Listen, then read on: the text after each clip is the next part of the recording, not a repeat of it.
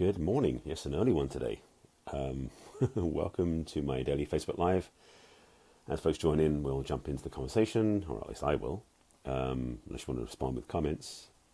Quick introduction, my name is Barry Selby. I am best-selling author, speaker, and relationship attraction expert, helping strong, successful women find balance in love, life, and business. Also a passionate champion of the divine feminine, which is why I'm going to talk about this now, because this is an event happening today, which I'm part of the V crew for, so I want to just put this out there in case you hadn't heard. And if you had, I'm just giving you a perspective from my own experience. If you haven't joined me before, these are my daily Facebook Live talks. It's number 261, called Messages to the Masculine to Inspire the Feminine Heart. I do this every day. And today's topic is themed around Vagina Monologues, because today is actually this is the 20th anniversary of the Vagina Monologues. I'm not going to go there. And it's also the 10th anniversary of the Santa Monica ones, which I'm helping with today, which I'm heading out for in about an hour. So I want to do a quick talk about it because, especially with the Me Too and the what's going on now with that conversation, I really feel that there's a relevance to this. For those who haven't seen the Vagina Monologues, and if you want to go, if I remember to, I'll put the link below there for tickets for tonight. If you want to I think there's still tickets available for tonight. It's at the Broad Stage in Santa Monica, 6:30, 7 o'clock, something like that. I don't know, I've got to be there at 12:45, so, because I'm V crew, working the event, and a lot of big names are going to be there. Let me get to that later. Let's start with my feelings about it and my experience of it. I've crewed this event. This will be my third time. And I've watched the Vagina Monologues, being in that role at that time as a photographer, so I was watching the whole thing. It was a heart-rending experience the first time I watched it. It was painful as a man to watch and hear these stories that these women spoke of. The Vagina Monologues, for you don't know, as far as I remember, and I could be inaccurate, so bear with me, were interviews that Eve Ensler did with different people and got their stories of where they came from, including our own story of abuse, of rape, of hurt. And they put together this thing called the Vagina Monologues. And it was meant to be, I guess, a one-time thing in a book, and then it became a stage play. Well, it's more a presentation than a play, because it's not an actor, it's a row of monologues. Hence the Vagina Monologues, so it works. So for me, it was a very powerful experience. And with the Me Too conversation happening right now, it seems very timely to talk about it again. And recognize this is not new. And there's a lot of healing that can happen. One thing I loved about the Vagina Monologues, it was a powerful transformational experience. To be a man in the audience was not, for the women, obviously, very different from the men. But I felt there was a transformation happening for me and for the people around me, men and women, having listened and watched this show. So, I'm not sure if I want to go anywhere with this. I just want to say, well, let me just sidebar. Whilst I'm thinking about what next to say, I'm just going to tell you some of the people who are appearing in the show today at the Broad Stage Santa Monica. Headlining are Jane Fonda, yes, the Jane Fonda, Rosario Dawson, Francis Fisher, Dermot Mulroney, Wanda Sykes. I'm just remembering off the top of my head because there's about 25 people, mostly women. I think Dermot's the only man in it. Oh boy, there's a bunch more. That's just a few of the names. So it's a big event, very powerful presentation. Again, it's tonight in Santa Monica. If you want to come join us, I'll put the link below for tickets. It's a big festival show. There's a big after party, a lot of stuff before, and it's a whole thing. But I wanted to speak just to this point about how I don't know if necessarily that was the event that changed my perspective, but it certainly added to what was already shifting in my view about women, about how women have been disrespected, demeaned, disregarded so much over the generations. That's one reason I'm in this work, so you know that. If you watch my broadcast, I talk about this stuff. But in this relevant piece, I want to say, if you haven't seen the Vagina Monologues and you can't get to the show tonight, I believe it's on YouTube. You find clips of the whole thing has been recorded on YouTube, and the book, of course. I recommend you get that, because it may give you more solace, more understanding, more compassion for what's happening with the Me Too conversation.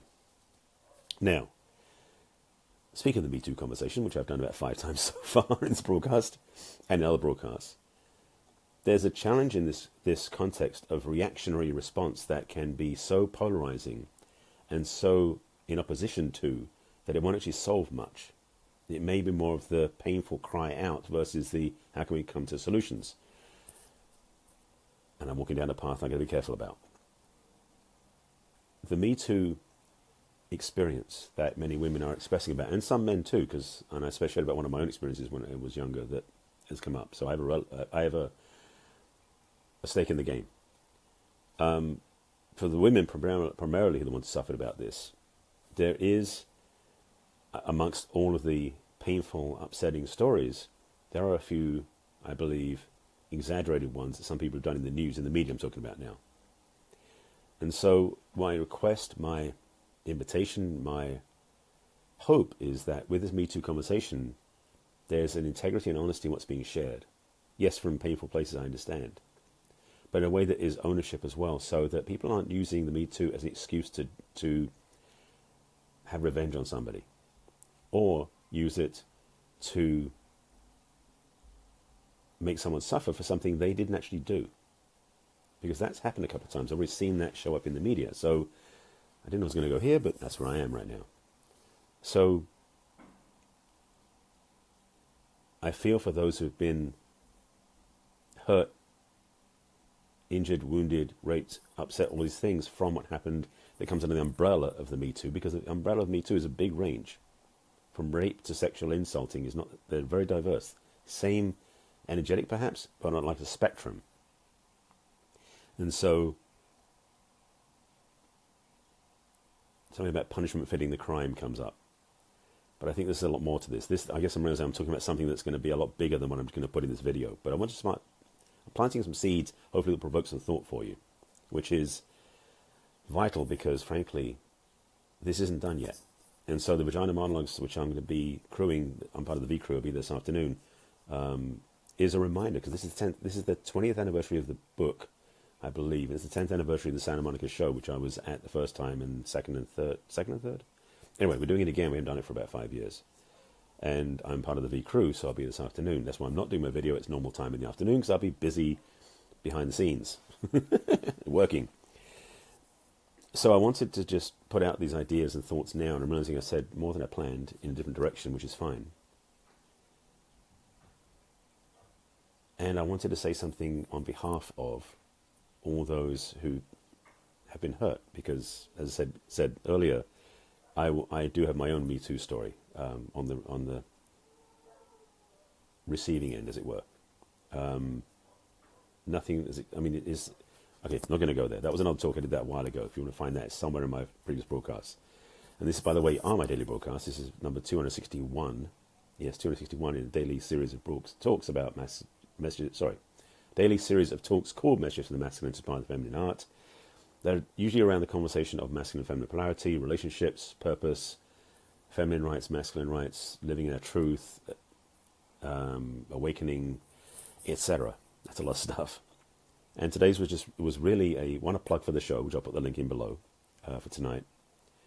And also just tying together some thoughts that I've been sitting with for a while, because it's been on my radar, because the show's been coming up, because we've been talking about the work and stuff behind the scenes for the crew, which I'm part of, again, for the last few weeks. So it's been like Vagina Monologues, Me Too. There's a real powerful synergy there. So I'm not sure if I was going to go anywhere with this. I just wanted to say it. So thanks for watching. I'm realizing I just put this out there and there wasn't a destination in mind, except maybe to promote the show, which I've said 7 times. So you may now know my ulterior motive. If you want to find out more about what I do, you can reach out to me on my website. If you want to see more of my broadcasts, they're on my business page on Facebook, which is barryselby.author. Also on YouTube and on my website, which is barryselby.com.